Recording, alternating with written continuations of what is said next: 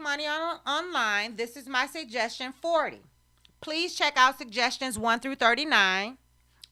Um, my suggestion 40 is to do smartphone photography.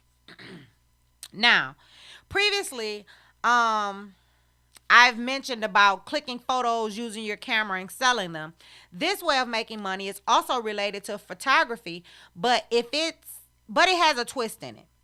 In this way, instead of taking photographs using your camera, you need to take photographs using your smartphone and upload it using the following apps. In this way, you need to install the following apps on your smartphone. You'll be given photographic assignments such as taking the pictures of nature around you, fruits you eat, things inside your fridge, and so on. All you need to do is complete the given assignments by taking pictures using your smartphone and upload them back. After completing the assignments, if your photographs are selected, you'll be paid handsomely.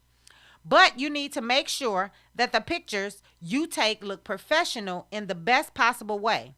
Here are a list of the apps you should install to sell your smartphone pictures.